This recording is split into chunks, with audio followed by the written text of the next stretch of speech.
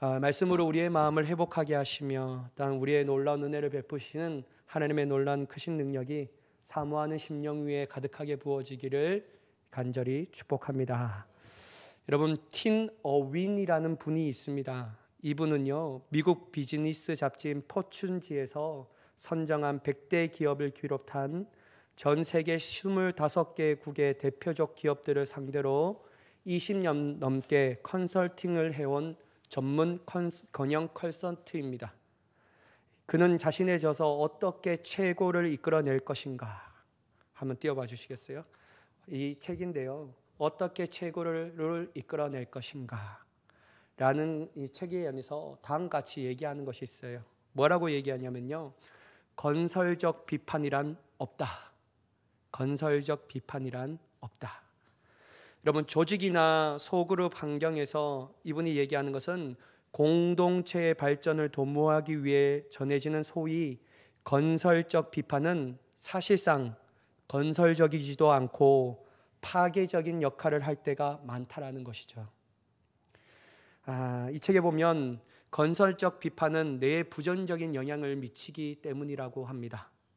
서로에 관한 관심이 충분하지 않는 상태에서 건네는 비판적인 피드백은 비록 건설적인 목적으로 전해진다고 하더라도 부정적인 영향을 끼친다라고 해요. 그러니까 여러분, 서로 간에 신뢰와 교제가 없는데 막 비판하잖아요. 건설적 비판을 하면 이게 안 된다라는 거예요.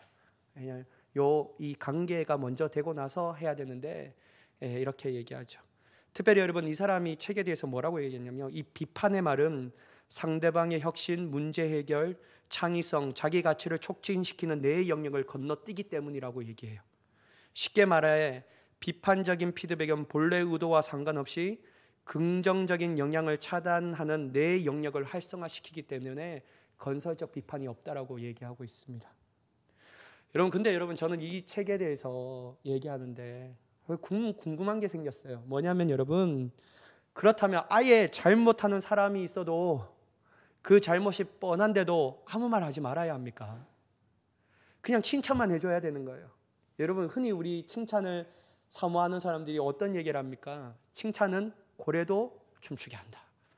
전 춤추는 거 한번 봤으면 좋겠어요. 고래를 춤추게 한다는데요.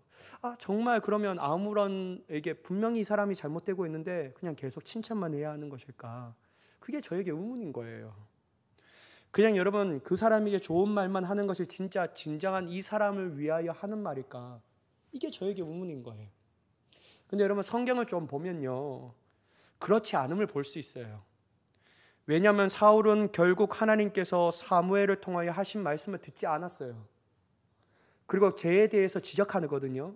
근데 그 마음을 돌이키지 않는 거예요. 입으로는 회개하지만 진짜 마음의 심령의 변화는 없었던 거예요. 여러분, 한번 생각해 보세요. 사무엘은 이스라엘의 초대 왕이었습니다. 12지파를 거느리는 초대 왕이었어요.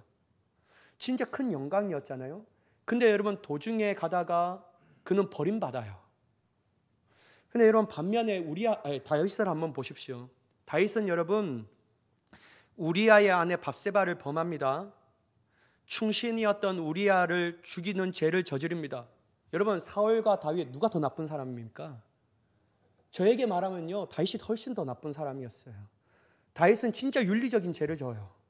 사울은 하나님의 말씀의 명령에 불순종하는 죄였는데요, 다윗은 진짜 말할 수 없는 윤리적인 죄를 져요. 도덕적이지도 못하고. 여러분, 우리가 생명의 삶, 우리가 저번 주 큐티 제목을 계속 읽다 보면 우리아는 진짜 충신이었거든요. 여러분, 이 밧세바 범하여서 임신했다는 소식을 듣고 우리아를 딱 부르잖아요. 그리고 다윗이 묘책을 낸 게, 너 가서 아내와 동침하라 하면서 집으로 돌려보내요. 근데 여러분, 우리아는 안 가요. 왕궁의 문 앞에서 그냥 이 신하들과 밤새 있는 거예요. 다윗이 막 열이 받잖아요. 너 왜 안 가냐, 내가 가라고 했는데. 그러면서 얘기하는데, 요압 장군이, 내 군주가 되는 요압 장군은 앞에서 저기에 싸우고, 내 동료에 있는 군사들은 저기 목숨을 내며 싸우는데 내가 어찌 내 평상에서 내 아내와 편안하게 동침할 수가 있습니까? 라고 하면서 안 가요. 여러분, 이렇던 충신이었던 우리아를 다윗이 전쟁에 앞장서서 빠지라고 말하면서 죽여버립니다. 누가 더 나쁜 사람이냐라는 거예요. 제가 볼 때는 다윗이 훨씬 더 나쁜 사람이었습니다. 우리의 생각과 관점에 보면요. 근데 여러분, 다윗이 나쁘다라는 것은 분명한데 사울과 차이점이 단 한 가지 있었어요. 뭐냐면 하나님이 이 일로 말미암아 누구를 보내시냐면요, 나단 선지자를 보내셔요. 그리고 나단 선지자에게 비유를 통하여 쫙 얘기하는데 막 부자가 가난한 사람이 양을 취하고 하니까 다윗이 이 말을 듣자 화가 난 거예요. 그래서 누구냐라고 말할 때 바로 당신입니다라고 얘기해요. 이 말을 듣고 다윗이 얼마나 회개하냐면요, 시편 51편의 말씀을 보면 내가 눈물로 내 침상을 띄웠다라고 말해요. 그러면서 엄청난 통회와 회개와 자복을 하는 거예요.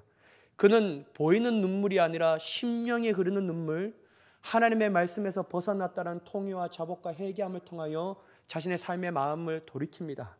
그리고 방향도 돌아가요. 하나님 앞에 회개함을 통하여 제 용서함을 받죠. 그리고 주님 앞에 섭니다. 그리고 끝까지 하나님 앞에 쓰임받는 도구가 되었어요. 여러분, 특별히 잠언서의 말씀을 보면 이러한 종류의 말씀이 참 많이 나오거든요. 잠언 6장 23절의 말씀을 한번 보실까요? 제가 봉독할게요.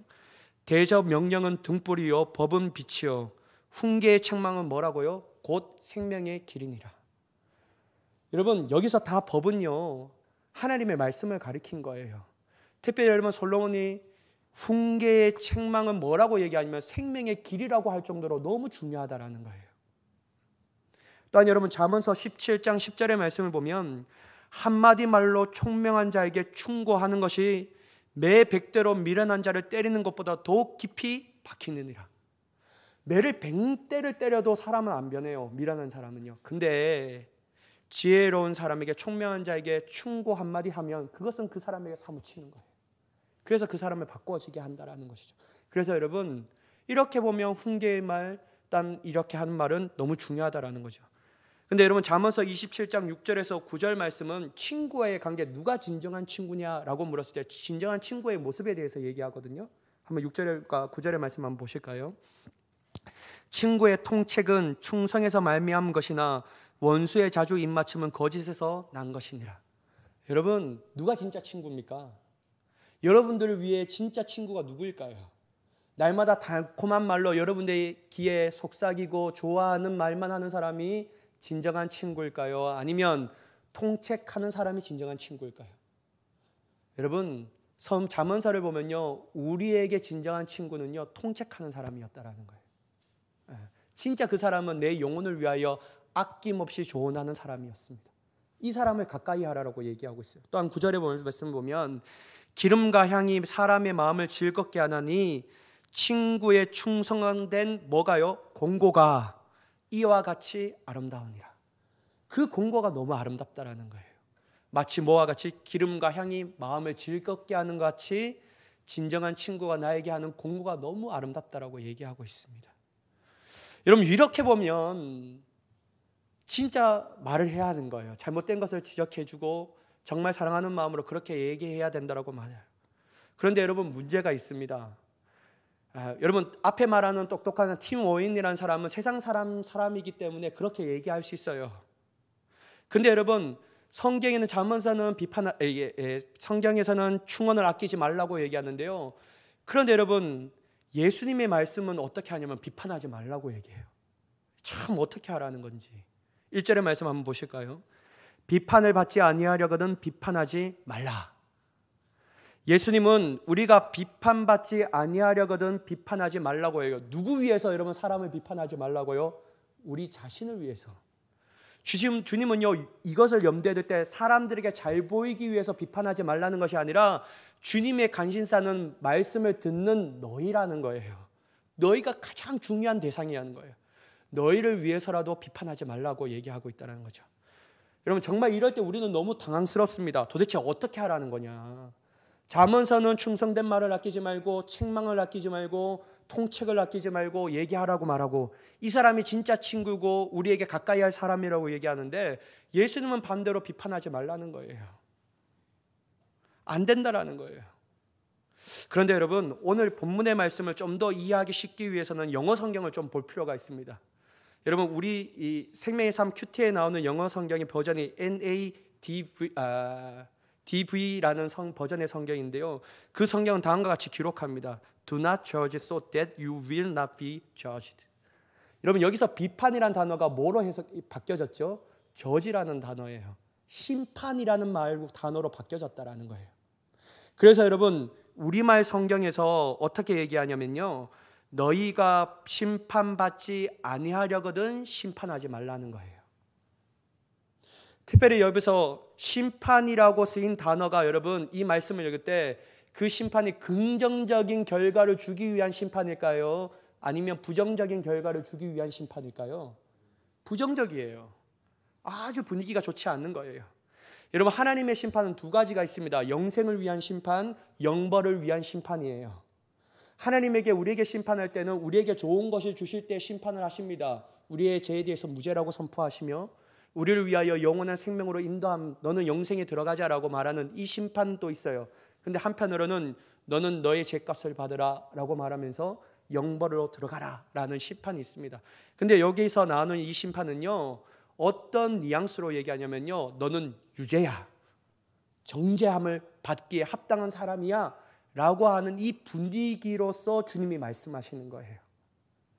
따라서 여러분, 예수님은 우리 보고 다른 사람들을 심판하여 정죄하지 말라는 거예요. 정죄하지 말라는 겁니다. 왜 그렇게 말씀하십니까? 우리가 다른 사람을 심판하여 정죄하는 그것으로 인하여 도리어 우리가 정죄함을 받는다라는 거예요. 그러니까 너가 하나님 앞에 심판을 받고 정죄함을 받지 아니하려거든 심판하지 말라는 거예요. 정죄하지 말라는 거예요. 여러분, 2절의 말씀을 보면 그런 분위기가 확연히 더 나타나거든요. 우리 한번 같이 읽어보도록 하겠습니다. 시작. 너희가 비판하는 그 비판으로 너희가 비판을 받을 것이요, 너희가 헤아리는 그 헤아림으로 너희가 헤아림을 받을 것이요. 우리가 비판하는 그 비판으로 받는 거예요. 그러니까 여러분, 우리가 얼마나 이중적인 모습을 갖고 있는지, 나는 그것에 대해서 간대하고 내가 보는 사람들에게는 간대하지 못하는 거예요. 그러니까 그 비판을 철두철미하게 들여대며 그 사람을 심판함을 통하여 정죄하기까지 이르게 된다는 것이죠. 사랑하는 여러분, 우리는 전적으로 타락하고 부패한 존재입니다. 여러분, 타락하고 부패한 존재라는 사실은 뭐냐면요, 우리에게는 완전한 공의와 정의가 없다라는 거예요. 여러분, 여러분의 삶을 살아갈 때 여러분의 삶 가운데 공의로운 삶을 살아갈 수가 있겠습니까? 여러분, 정의로운 삶을 살아갈 수가 있어요? 여러분, 우리는 절대로 우리 안에서 공의롭고 정의로운 삶을 살아갈 수가 없습니다. 그러면 여러분, 다른 말로 어떤 말이냐면요, 우리가 의로운 재판을 할 수가 없다라는 거예요. 더 다른 말로 하려면 우리는 의로운 재판장이 될 수가 없다라는 것이죠. 의로운 재판장이 될 수 없다라는 것은 그 재판의 결과는 항상 나쁘다라는 거예요.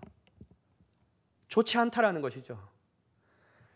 선과 악을 구별하는 기준은 우리가 생각하고 세운 기준이라면 아마 사사기 21장 25절의 말씀처럼 그때 이스라엘 왕이 없으므로 사람이 각각 그 소견에 오른 대로 행하였더라. 그러니까 다 각자가 자기가 하나님이 되어 자기가 생각하는 것이 선이고 자기가 싫어하는 것은 무조건 다 악이라는 거예요. 하나님이 생각하는 거 상관없어요. 그러니까 여러분, 내가 의로운 재판장으로 섰을 때 딱 서고 그 재판을 하면요, 하나님이 세우시는 완전한 공의와 정의는 떠나고 내가 볼 때 정의롭고 공의로운 것이 선이고 내가 볼 때 정의롭고 공의롭지 않은 것은 무조건 다 악하는 거예요. 그러니까 재판을 하면 결과가 도리어 피해자가 가해자가 될 수 있고 가해자가 피해자가 될 수 있는 거예요. 무고한 사람이 희생이 남는 재판이 일어날 수 있다는 것이죠. 여러분, 창세기 3장을 한번 보실까요? 창세기 3장 특별히 5절의 말씀을 보면 선악과를 먹으라고 하와에게 다가오는 뱀은 다음과 같이 유혹합니다. 3장 5절의 말씀인데, 너희가 그것을 먹는 날에는 너희 눈이 밝아져 하나님과 같이 되어 선악을 알 줄을 하나님이 아심이니라. 뭐가 밝아졌다고요? 눈이 밝아지는 거예요. 그래서 누구와 같이 된다고요? 하나님과 같이 돼요. 근데 그 앞에 뭐 어떤 단어를 사용하냐면요, 선악을 알 줄 되는 것을 하나님이 아신다라는 거예요. 여러분, 뱀은 교묘하게 하와를 유혹하죠. 너희가 선을 알게 하는 나무의 열매를 먹으면 너희가 선악을 분별할 수 있다라는 거예요. 그러나 여러분, 결과가 어떻게 됐냐라는 거예요. 아담과 하와가 선악을 알게 하는 나무의 열매를 먹었어요. 진짜 여러분, 하나님같이 되어서 그들이 하나님이 원하시는 정의와 공의를 행하는 삶을 살아갔습니까? 아니잖아요, 여러분. 선악을 알게 하는 나무의 열매를 맺고 난 인류의 모든 사람들은요, 죄 아래에 지배되는 삶을 살았습니다. 죄가 만연했어요. 특별히 노아 시대를 보면요, 죄가 너무나도 많이 해서 사람이 생각하고 말하는 모든 꿈꾸는 계획조차도 악하다고 얘기해요. 그러니까 여러분, 다 악한 거예요. 악한 거예요. 아담과 하와가 죄를 짓고 나서 그들은 철저히 자기 중심적인 사고에서 나오는 기준으로 선과 악을 분별하며 나아가니 죄가 만연한 삶을 살아갈 수밖에 없는 거예요. 그들은 자신이 스스로 하나님이 되었습니다. 하나님이 하나님 된 것이 아니라 내 자신이 하나님이 되어서 선악을 분별하는 거예요. 그러니까 여러분, 얼마나 기준이 애매모호합니까? 내가 맞는 사람은 다 착한 사람, 나에게 나쁘게 한 사람은 다 악한 사람. 여러분, 그들이 분별하며 따랐던 선은 도리어 하나님의 선을 망가뜨려 버렸습니다. 하나님의 의를 막는 데 사용되었다라는 것이죠. 왜냐하면 그들이 생각하고 행동했던 모든 선은 엄밀히 따져보면 하나님이 세우신 기준에는 다 악이었기 때문이에요. 그러므로 여러분, 오직 하나님만이 완벽한 기준을 가지고 계시며 절대적인 선과 악을 분별할 수 있는 유일한 분이신 것을 믿으시기 바랍니다. 하나님만이 가능해요. 그분이 정하신 선이 진짜 선이에요. 그분이 금지하시는 그 악은 진짜 악한 거예요. 따라서 여러분, 이 말은 다르어 바꿔 말하면 유일하게 하나님만이 의로우신 재판장이 될 수 있다는 거예요. 하나님만이 재판하는 것이 온전하고 정의롭고 공의로운 결과가 나온다는 거예요. 누구도 피해자가 되지 않는 완전한 재판장이 될 수 있다는 것이죠. 사랑하는 여러분, 우리는 오직 유일하신 재판장이신 하나님의 자리를 넘보지 말아야 합니다. 우리가 왜 비판하죠? 내가 하나님의 재판장 자리에 앉고 있다는 거예요. 내 판단과 기준으로 이 사람은 좋고 이 사람은 싫다라는 거예요. 그래서 여러분, 그 사람이 모든 것들이 좋은 것을 보이는 것뿐영 내 기준으로 악하게 보는 것들이 많이 있다는 거예요. 그래서 비판합니다. 긍정적인 마음이 없어요. 비판하죠.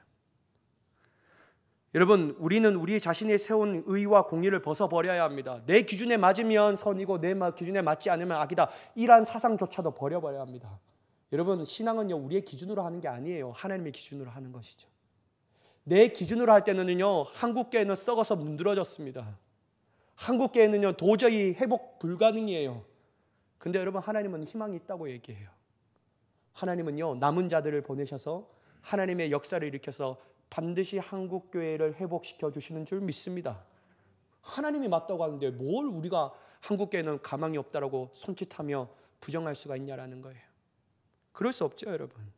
내가 세운 정의와 공의에 세우신 기준으로 볼 때는 아니라는 거예요. 여러분, 오직 심판과 정죄로 목적으로 하는 비판은요, 내가 하나님의 자리에 올라갈 때 하는 겁니다. 그 자리에 내려오면요, 비판할 사람은 없어요. 심판과 목적, 이 정죄의 목적으로 할 수 없는 거예요. 보이는 것은 그냥 은혜예요. 은혜입니다. 은혜예요. 여러분, 제가 하나 팁을 가르쳐 드릴게요. 여러분, 혹시나 여러분의 마음 가운데 비판, 즉 다시 말해서 정죄를 목적으로 한 심판이 내 마음 가운데 입술에서 가장 나오고 할 때 차라리 여러분 입을 닫으세요. 차라리 입을 닫는 게 낫습니다. 침묵하는 것이 더욱더 복됩니다. 하나님이 복을 받을 수 있는 유일한 기준이에요. 입을 열어서 우리의 입에서 화가 나오는 삶이 아니라 입을 닫아서 하나님의 복을 받는 삶을 살아가는 자가 되어야 할 줄 믿습니다. 이게 주님이 더욱더 원하시는 거예요. 괜히 입 열어갖고 다른 사람 불평하게 하고 내 사람, 내 마음 힘들게 하는 그런 사람 되지 말고 입 닫아서 하나님이 주신 은혜의 복을 받는 사람이 되어야 한다는 거예요. 이게 더욱더 하는 거예요. 사랑하는 여러분, 비판하지 않으려면요, 하나 기억해야 합니다. 얼른 내가 하나님의 의로우신 재판장 자리에서 내려와야 되는구나. 내 의와 기준은 하나님의 충족한 의가 될 수 없고 공의가 될 수 없는구나. 이거 기억하면요, 우린 비판을 멈출 수 있습니다. 우리는 심판하지 않아요. 정죄하지 않아요. 여러분, 저는요, 엄청 이 비판 잘하는 사람 중에 하나였어요. 특별히 여러분, 제가 어렸을 때 이 초등학교 도덕 시간이 있었거든요.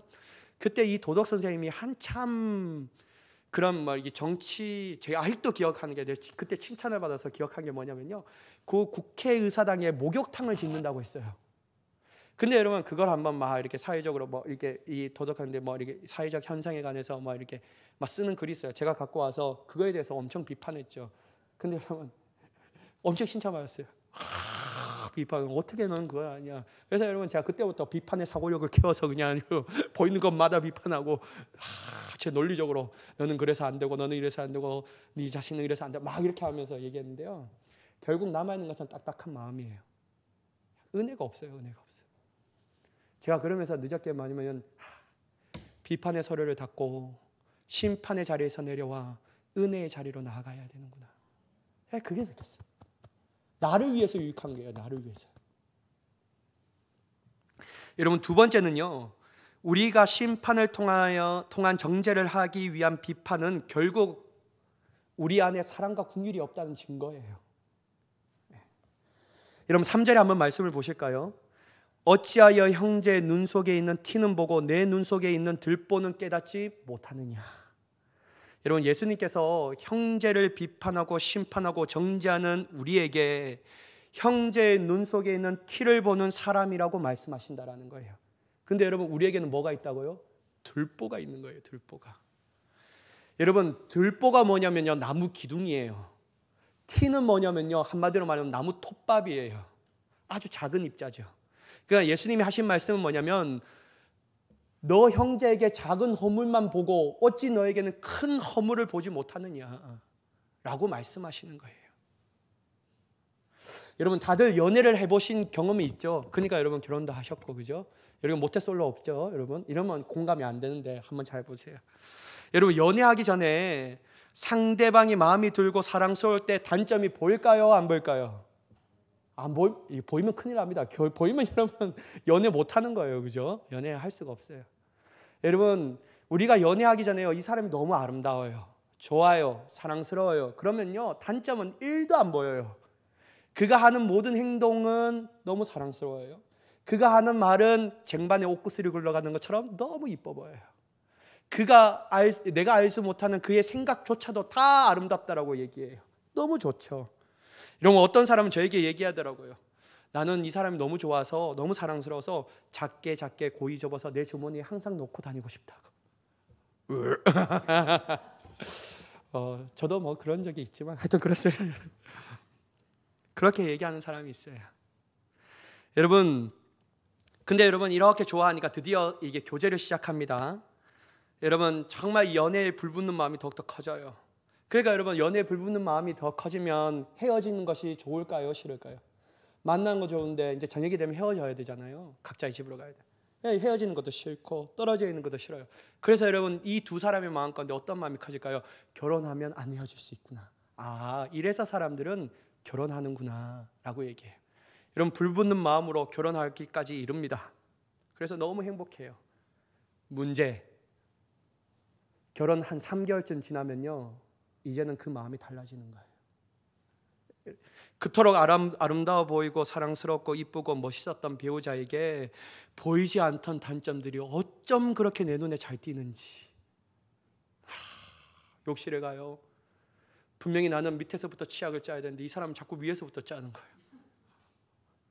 화가 나요. 도대체 도덕 시간에는 뭐를 배웠는지 막 이런 게. 샤워기를 트는데 여러분 막 샤워기 갖고 해야 되는데 이제 탁 하는데 원래 여러분 물을 틀면 어떻게 해야 될까요? 딱 해서 물 밑으로 나오게 해야 되잖아요. 샤워기에 나오면 안 되잖아요. 근데 여러분 탁 물 틀면 샤워기에 마셔. 지만 살겠다고 막 이렇게 진짜 막 이해가 안 되죠. 여러분 아내분들이 제일 이해가 안 되는 게 남편들이 와서 다 퇴근하고 하면요 양말을 세탁기 통에 다 흘렸는데 그대로 벗어놓은 자리, 어떻게 뱀 허물 벗어놓는 것도 아니고 그대로 벗어나. 어떻게 이럴 수 있는가?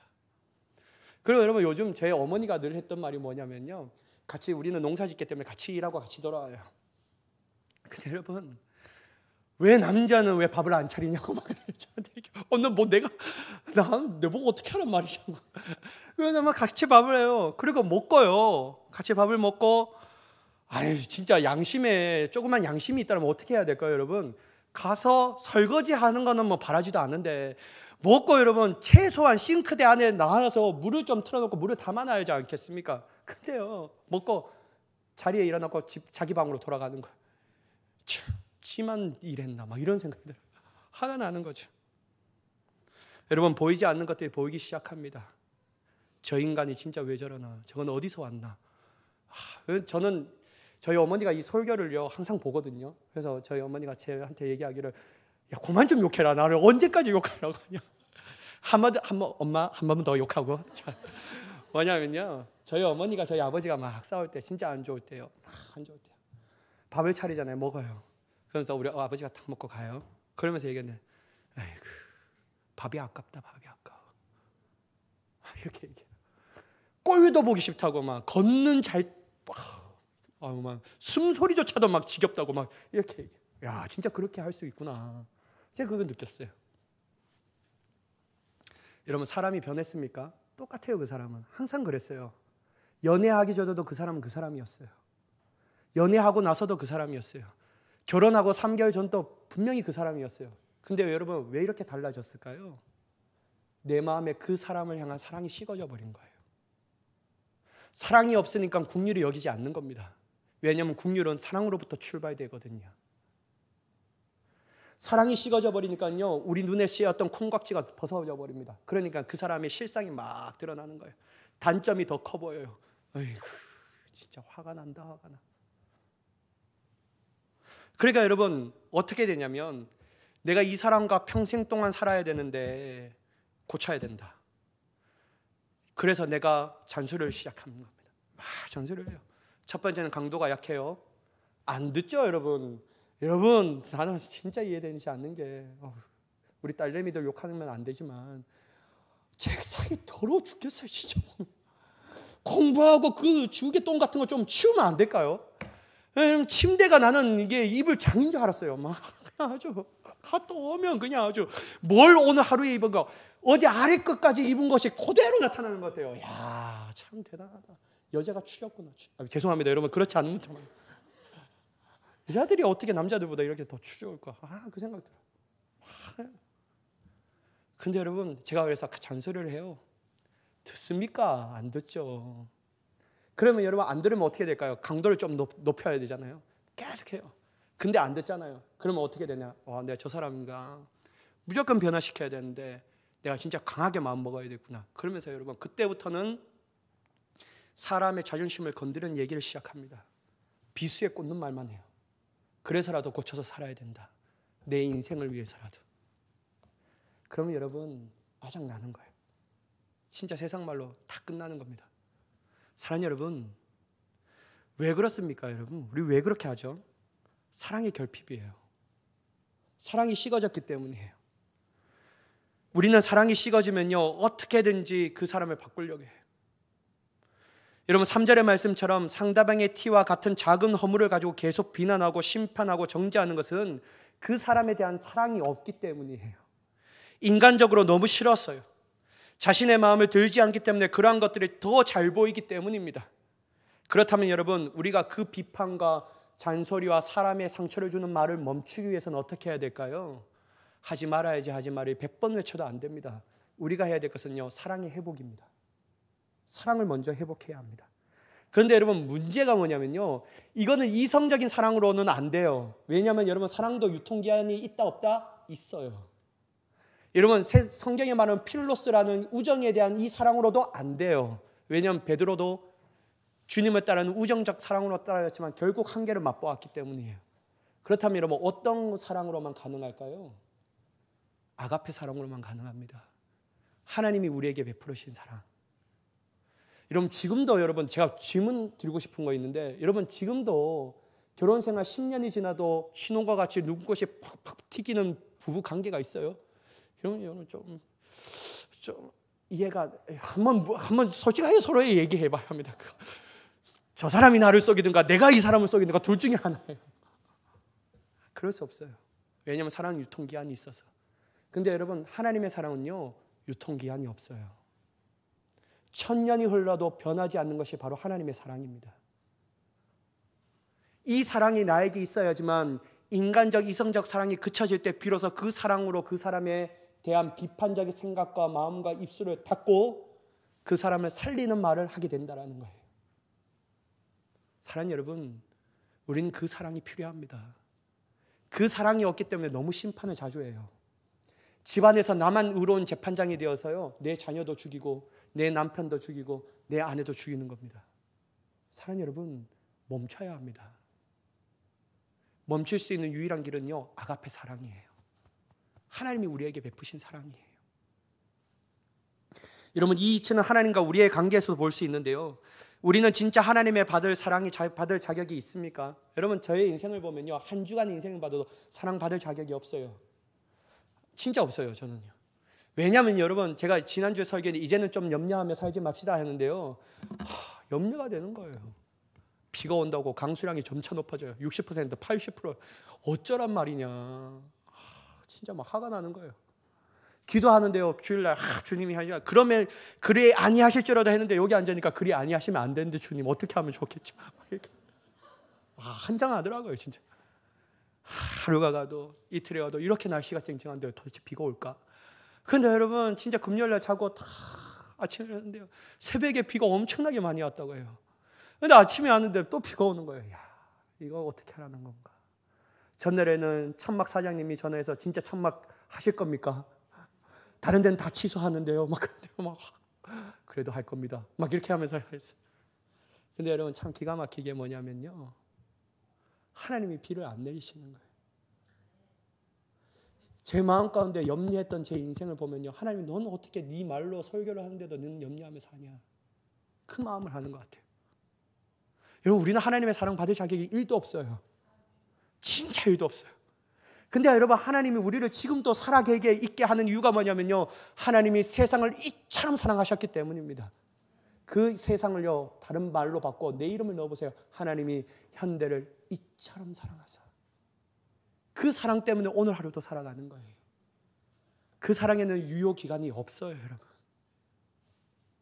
그 사랑 때문에 주님께서는 우리를 위하여 희생되었습니다. 사랑받을 자격도 없고 구원받을 자격도 없고 용서받을 조건도 없는데 주님이 우리를 그 사랑으로 사랑해 주셨고 구원시켜 주셨고 우리를 영원한 생명을 선물로 주신 줄 믿습니다.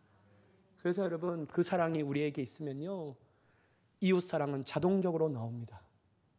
그 사랑에 감동되고 그 사랑을 아는 사람은요, 비판할 수 없어요. 심판할 수 없어요. 나도 그 심판에서 면회됐는데 내가 누구이기에 어찌 내가 심판하고 정죄할 수 있을까? 따라서 여러분, 사랑이 중요합니다. 하나님을 향한 사랑, 이웃에 대한 사랑이 우리로 하여금 비판하지 않고 비판받지 않으며 오히려 진리 안에서 자유함을 얻게 살아가게 되는 줄 믿습니다. 이런 베드로전서 4장 8절 베드로 사도는 다음과 같이 말하는데 우리 한번 이 중요한 말씀이니까 한번 읽어볼까요? 이 8절 말씀인데 시작. 무엇보다 뜨겁게 서로 사랑할지니 사랑은 허다한 죄를 덮느니라. 아멘. 사랑만이 허다한 죄를 덮어요. 잔소리가 덮는 게 아니에요. 윤리적 가르침이 덮는 게 아니에요. 유명한 명언이 우리를 변화시키는 게 아니에요. 오직 사랑. 서로 사랑할 때 비로소 허다한 죄를 덮을 수 있는 넉넉함이 우리에게 있는 줄 믿습니다. 진짜 사랑은 비판과 심판과 정죄가 아닌 용서입니다. 조건부 용서가 아닌 무조건적인 용서라는 거예요. 따라서 우리 모두가 이웃을 향한 사랑으로 그 사람을 세워주며 칭찬하며 그의 영혼을 더욱더 건강하게 할 수 있는 자가 되기를 간절히 축복합니다. 타인에 대한 부정적인 시선을 그치고 도리어 그 시선으로 먼저 우리를 돌아볼 수 있는 자가 되기를 간절히 축복합니다. 다른 사람의 틀을 빼는 것보다 우리에게 있는 먼저 들보를 빼올 수 있는 성숙한 그리스도인이 되기를 간절히 축복합니다. 저와 여러분의 삶 가운데 이러한 은혜와 여러분의 가정 안에서도 이러한 은혜가 있고 여러분 직장과 일터에서도 이러한 은혜가 있고 특별히 여러분, 저는 우리 교회가 이러한 사랑의 공동체로 말미암아 서로를 세워주며 서로를 이롭게 하며 서로를 기도해주며 끝까지 함께 믿음의 길을 함께 걸어갈 수 있는 공동체가 되기를 예수님의 이름으로 간절히 축원합니다. 기도하겠습니다.